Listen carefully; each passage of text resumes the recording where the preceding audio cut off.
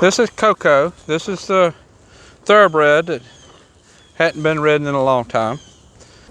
So what I've been doing is working on getting her to build muscle. If you remember in the last video, she was bobbing her head a pretty good bit. So I'm working on her face while we're building muscle. I want her to move forward and I want her to give to the bit. I need those two things to get her to soften to the bridle and steer better, and to build the muscle that we've been working on. She's much better building muscle for her age. I believe she's 17. For her age, she has really done better than I was expecting building muscle. I'm really pleased with that part. We still have a ways to go, but for a 17-year-old with about 3 weeks, we've come a long ways. Ask her to bring her head and get soft. I'm going to point her nose. We have to have forward. I'll point her nose, and then we're going to get soft. And soft. The getting soft, the releasing the pressure, is huge. And you need to give it completely away. See what I'm doing? I'm pointing her nose, and I give it completely away. I cannot stay hanging in her mouth. Hanging in her mouth is generally what causes this face problem. I don't think that's what caused her face problem, because she hadn't been ridden in about 5 years, or more than 5 years when she came.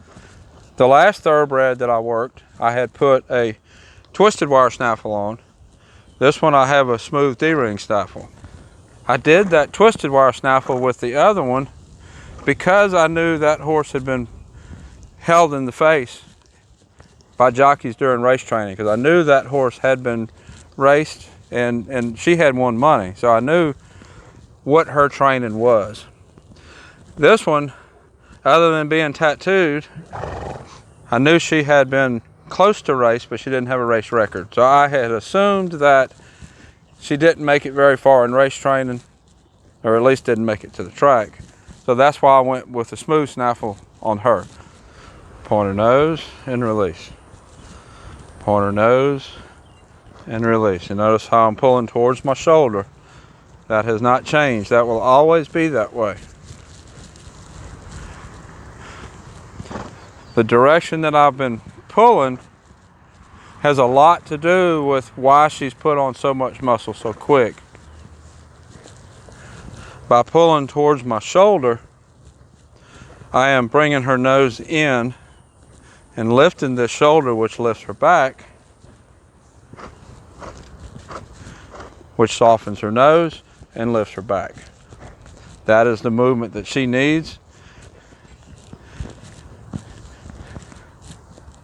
She pulls a pretty good bit back when I ask her to give her face.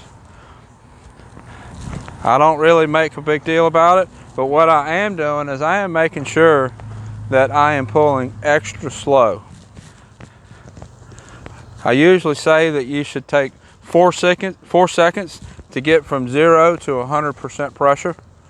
At this point with her, for one thing, I'm never getting to 100% pressure, but if I was to continue, it should probably take 10 seconds with her.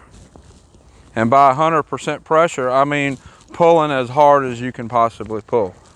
I need to, whatever pressure she's pulling, I need to pull 8 ounces more.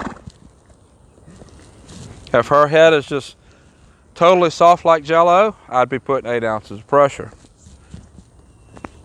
If she's putting 1 pound of pressure to pull away from me, I'm putting 1 pound, 8 ounces of pressure. 8 ounces more than what she's pulling on me. That's why with some horses you might get to the point where you're pulling with all your might, all you can. Depends on how much that horse is pulling on you. If that's the case, you probably need to go back and fix whatever hole you have why the horse isn't giving his face to you.